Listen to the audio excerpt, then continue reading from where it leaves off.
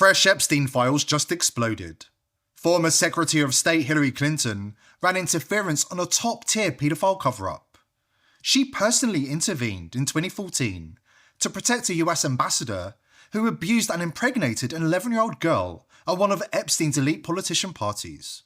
High-level espionage, treason, murdered investigators and judges. This isn't fiction. It's filthier than any blockbuster nightmare Hollywood could ever cook up. But mainstream media is dead silent. Big tech? Crushing it, shadow banning, suppressing the evidence against Hillary Clinton. Why the media blackout? Because this is Pizzagate.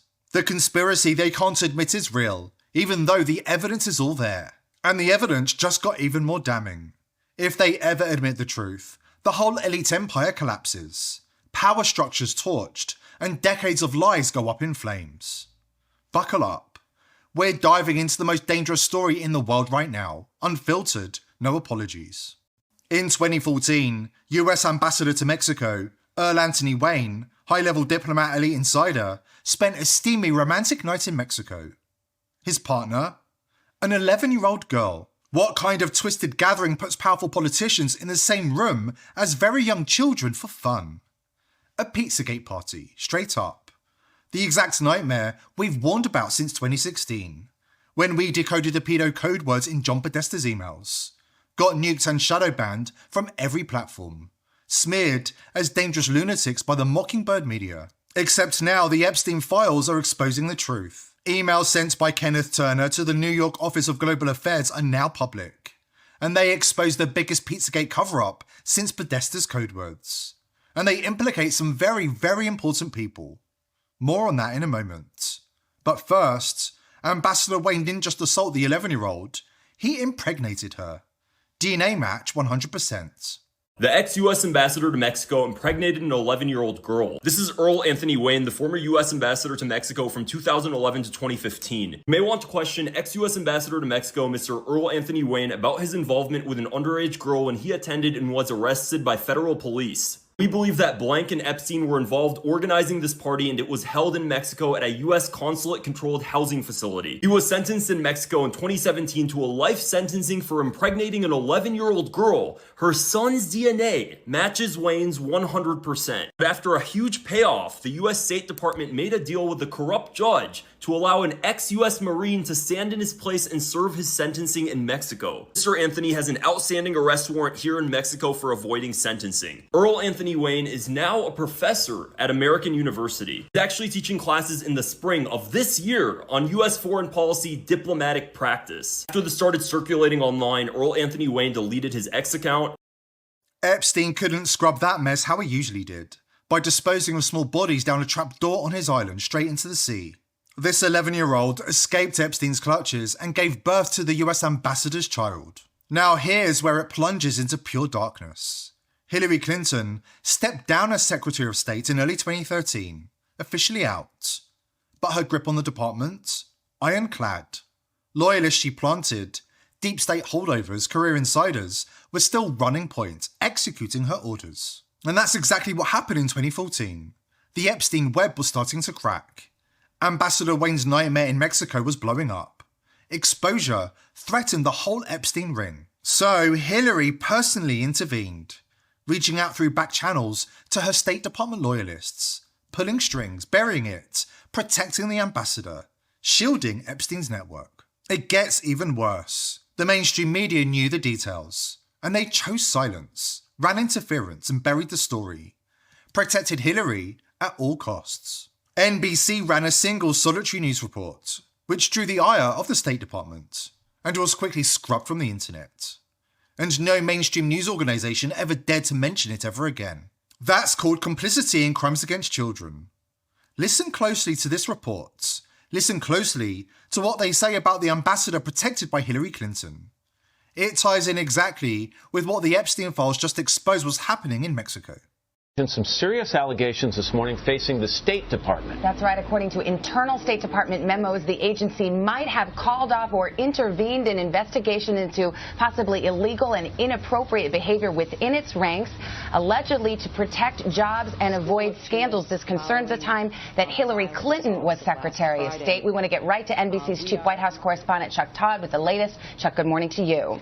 Good morning, Savannah. You know, there's an old saying in Washington that the cover-up is worse than the crime. But in this case, both parts of it are disturbing. Allegations of prostitution and pedophilia, and allegations that those crimes were somehow covered up or not looked into. So the State Department this morning is having to respond to those claims and those investigations of misconduct by State Department officials, including by an ambassador and security agents attached to then Secretary of State Hillary Clinton. And the allegations are that these investigations were whitewashed, quashed altogether, and that those orders came from high up.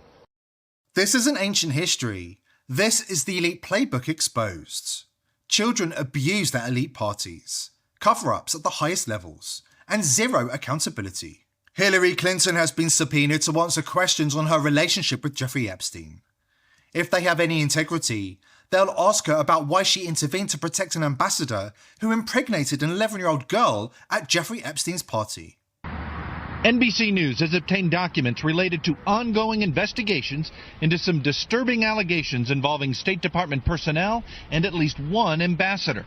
A State Department memo says the ambassador, quote, routinely ditched his protective security detail in order to solicit sexual favors from both prostitutes and minor children. The memo also says a top State Department official directed department investigators to, quote, cease the investigation into the ambassador's conduct.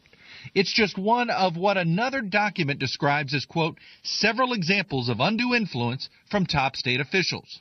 On Monday, a State Department spokesperson will not confirm specific investigations. I'm not going to talk about specific cases. The perpetrators are still walking free. Wayne is teaching at a US university this spring.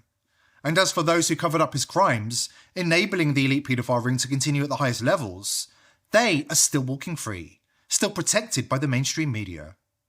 As for those pursuing truth and justice in this case, they are dying at an extraordinary rate. We know about the ambassador thanks to emails sent by Kenneth Turner to the New York Office of Global Affairs. Newsflash, he was recently found dead, but not before warning that his life was in danger. Turner had been investigating this case for more than 10 years, in collaboration with the Mexican presidency, and they found tens of thousands of compromising photos and videos, many featuring Jeffrey Epstein. This is the moment Hillary Clinton and her loyalists in the State Department went into full panic mode, because Epstein's exposure was closing in. Ambassador Earl Anthony Wayne, tried in absentia by a Mexican court, life sentence, for impregnating an 11-year-old at an Epstein-hosted elite party. But Turner's emails dropped the hammer. Hillary Clinton loyalists in the State Department cut a dirty deal with a corrupt Mexican judge. They bribe him, swap in a former US Marine to rot in prison instead, and Wayne walks free. Justice buried. Later in the email chain, Turner sent the most explosive email in the batch. He confirmed that an American agent shot a Mexican judge overseeing a child trafficking case linked to the investigation. He also documents 4 armed attacks on his own team. Shootouts, ambushes, blood spilled to shut it down. Why was Hillary so hell-bent on killing this investigation and anybody investigating Pizzagate? The emails answer it crystal clear. The case doesn't just expose the elite paedophile ring, it proves that Epstein is still alive, and he had Hillary's brother Tony Rodham murdered, body swapped in that infamous suicide photo. A cold warning to the Clintons: stay silent, stay in line, or your family is next. The elite don't play games, they eliminate loose ends. We've got the full breakdown coming up after this important word from our sponsor. Stay locked, this gets even darker.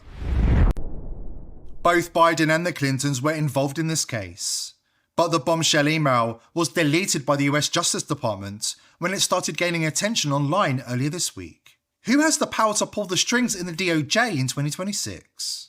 Ever since that infamous 2019 photo, Jeffrey Epstein's corpse paraded on a gurney for the whole world to see, real investigators have been screaming from the rooftops. That's not him. Weeks earlier, on June the 7th, 2019, Hillary Clinton's own brother, Tony Rodham, low profile, conveniently dead at 64, vanished from public view. No big funeral, no autopsy, just gone. Now, the Kenneth Turner emails, buried in those fresh Epstein file drops, blow the lid wide open. Turner's evidence lays it out cold. The body on that stretcher? It's Tony Rodham. Photos line up. Eyebrows, ears, jawline, hooked nose, the works. Timing? Surgical. Epstein supposedly dies August the 10th, 2019, barely 2 months after Rodham. Motive? Crystal clear. Epstein or his handlers, whoever pulled the strings, needed leverage. A brutal message to the Clintons. Stay in line, keep quiet, or your family pays the price. Swap the body, fake the suicide, parade the proof, and remind Hillary Clinton who's really in control. This isn't coincidence. This is a warning shot fired straight at the heart of the elite machine. They paraded Hillary's brother's corpse to scare the Clintons. And the media? Still calling it all a conspiracy theory. But the documents don't lie. I anticipate there will be a full court press in October. I mean, the crazy story about me running a child trafficking operation out of a basement of a pizzeria, don't laugh. Don't laugh. It was a huge story. Right now, the Clintons are sweating bullets. Bill's deposition hits on the 27th. Hillary's on the 26th. House oversight. Closed doors, cameras rolling. They're begging for public hearings to look transparent, while Coma keeps it locked down. Why the terror? They're hiding the darkest crimes. Child trafficking empires, body swaps, silenced investigators. The body count of honest whistleblowers, crashes, suicides, poisonings is staggering. And they sit at the centre. No matter what the polls say, we can't let up. We can't get driven down crazy conspiracy rabbit holes. The Clintons aren't just scared of subpoenas. They're in mortal fear for their lives. The handlers who once shielded them, the ones who paraded a corpse to send a message, those strings are snapping. One slip in that room, one more leaked file, and the protection vanishes. And when that happens, all hell will break loose. Seth Rich leaked the Pizzagate cover-up to WikiLeaks and ended up dead, just like the Mexican judge, and so many of the Clintons' associates who knew too much. There is a reckoning coming. A lot of people don't realize that the whole Pizzagate thing did not start with a pizza parlor, and it didn't even start with Hillary Clinton's emails being about pedophilia or anything satanic or anything like that. It actually started with them doing a different investigation into Hillary Clinton for a different thing, and they wanted access to her email server, and it didn't, like, that shouldn't be a problem. You are literally like a public servant. And so then she went and destroyed them all and poured bleach over their destroyed corpses to try to erase all the evidence. But Seth Rich, one of her staffers, leaked all of these emails to WikiLeaks, and I have personally, that is not a rumor, that is like very much a fact. So, where does this leave us? It leaves us staring straight into the rotted heart of the elite's agenda. An agenda built on surveillance, blackmail, and absolute control. The fact is, they've declared war on us. If you're still using a legacy VPN in 2025, that's like wiring your brain straight into the surveillance matrix. The globalist takeover needs just one thing. Every click, every search, every move you make online in their hands. You think you're safe? Mossad has been busted spying on White House officials. Nobody's safe. That's why VP.net was built in 2025, the world's first verified privacy network. Unlike legacy VPNs, they don't promise trust, they prove it. Cryptographic proof in real time that you can't be logged because they can't see your traffic. Your data is locked in Intel SGX secure enclaves. Cryptographic vaults so secure, even they're shut out.